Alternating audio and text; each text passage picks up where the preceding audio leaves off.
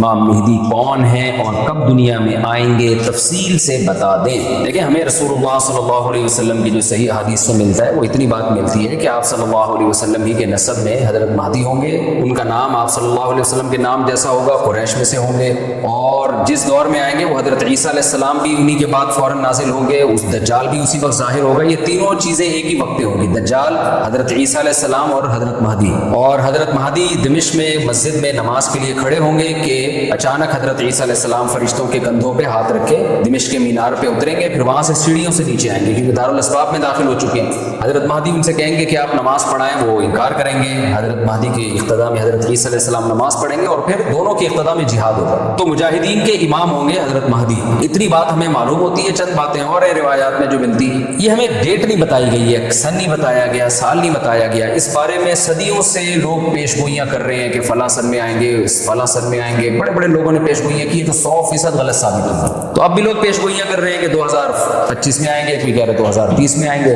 تو گورنمنٹ کی طرف سے کوئی پابندی نہیں ہے، کوئی بھی کچھ بھی کہہ سکتا ہے۔ نبی صلی اللہ علیہ وسلم نے اس کو مبہم رکھا ہے، صحابہ نے مبہم رکھا، نہ صحابہ نے نبی سے تاریخ پوچھی، نہ مہینہ پوچھا، اور نہ نبی نے بتایا۔ اور ایسی چیزوں میں اسلام اس کو مجمل ہی رکھتا ہے، کیونکہ وہ مہینہ آتا اور اس مہینے میں کوئی بھی اٹھ کے مہدی کا دعویٰ کر دیتا تو کنفیوژن پیدا ہو جاتی ہے نا۔ اس لیے ہمیں اس پر مبہم ایمان ضروری ہے، مجمل ایمان ضروری ہے۔ مبہم تو نہیں کہیں گے،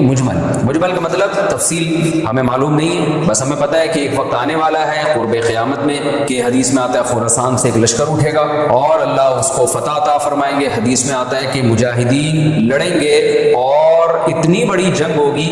جنگ ہوگی کہ آپ صلی اللہ علیہ وسلم نے فرمایا کہ 1/3 مجاہدین اس میں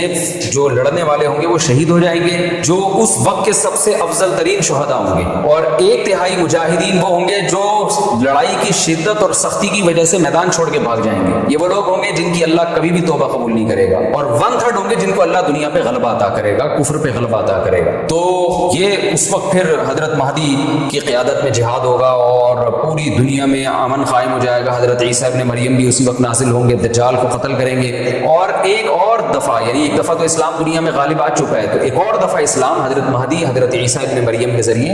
پوری دنیا میں غالب آ جائے گا، اور ہر طرف خیر ہی خیر ہوگی، جزیے کا نظام ختم ہو جائے گا، اور اللہ تعالیٰ اپنی برکتوں کو کھول دے گا، آسمان کی برکتیں، خوب بارشیں برسیں گی۔ ایک روایت میں آتا ہے، ترمذی کی روایت ہے، اتنے بڑے بڑے انار پیدا ہوں گے کہ اس کے چھلکے کو لوگ سائبان کے طور پہ استعمال کریں گے، ایک ایک انگور کا دانہ کئی لوگ نچوڑ کے پیئیں گے، یعنی برکتیں اللہ کی طرف سے ایسے کھل جائیں گے، تو پوری دنیا میں امن ہوگا۔ تو یہ جو نبی صلی اللہ علیہ وسلم کی جو بعثت تھی نا، آپ صلی اللہ علیہ وسلم کی، وہ کیا تھی؟ قرآن میں آتا ہے لِيُظْهِرَهُ عَلَى الدِّينِ كُلِّهِ، آپ صلی اللہ علیہ وسلم کو دنیا میں اس لیے بھیجا گیا تاکہ آپ دین کو پوری دنیا میں غالب کر دیں۔ تو ایک دفعہ تو یہ بنو امیہ کے دور میں اور بنو عباس اور پھر خلافت عثمانیہ، یہ جو مسلمانوں کی خلافتیں چلی ہیں، تو بنو امیہ اور بنو عباس کے دور میں تو اسلام پھیل گیا تھا، پوری دنیا جتنی بھی مہذب دنیا تھی اس میں اسلام ہی اسلام تھا، یعنی اسلامی حکومت تھی، سب مسلمان نہیں تھے لیکن حکومت اسلامی تھی، سب مسلمانوں کے زیر سایہ تھے۔ اللہ تعالیٰ اب پوری دنیا میں کیفیت کے لحاظ سے، کمیت کے لحاظ سے، کوانٹٹی کوالٹی دونوں لحاظ سے اسلام کو دنیا میں غالب کرے گا۔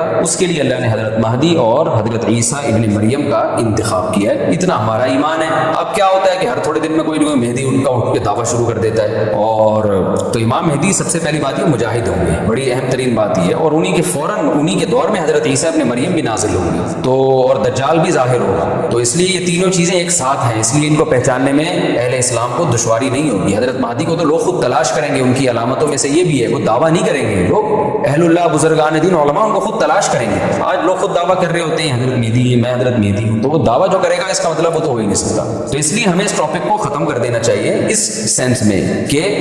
سینس میں ختم کر دینا چاہیے کہ جو دعوے کر رہے ہیں نا کہ کل آ رہے ہیں، پرسوں آ رہے ہیں، فلاں سن میں آ رہے ہیں، اس سینس میں اس ٹاپک کو ہمیں ختم کر دینا چاہیے۔ ہاں جتنا احادیث میں ہے اس کو بیان کرنا چاہیے، اور جو لوگ بھی خلاف سنت ہوتے ہیں وہ تو حضرت مہدی ہو ہی نہیں سکتے۔ آج تو مہدی ہونے کا دعویٰ ایسے پاگل فضول قسم کے لوگ کر رہے ہیں، جو انسان ہونے کا دعویٰ کرنے سے پہلے ان کو سوچنا چاہیے کہ ہم انسان کے بچے بھی ہیں کہ نہیں۔ اچھا، یہ بھی انہوں نے پوچھا ہے کہ کیا امام مہدی نبی ہوں گے؟ امام مہدی نبی ہوں گے یا صحابی؟ اس بارے میں وضاحت فرما دیں۔ نہ وہ نبی ہوں گے نہ صحابی ہوں گے، کیونکہ صحابی تو وہ ہوتے ہیں جنہوں نے اسی زندگی میں آپ صلی اللہ علیہ وسلم کو ایمان کی حالت میں دیکھا ہو۔ حضرت مہدی اور نبی کا زمانہ تو صدیوں کا فاصلہ ہے اس کے درمیان، تو نہ تو نبی ہوں گے نہ صحابی ہوں گے، نیک ہوں گے، بزرگ ہوں گے، بس مہدی کا معنی ہدایت یافتہ، سیدھے راستے پر ہوگا۔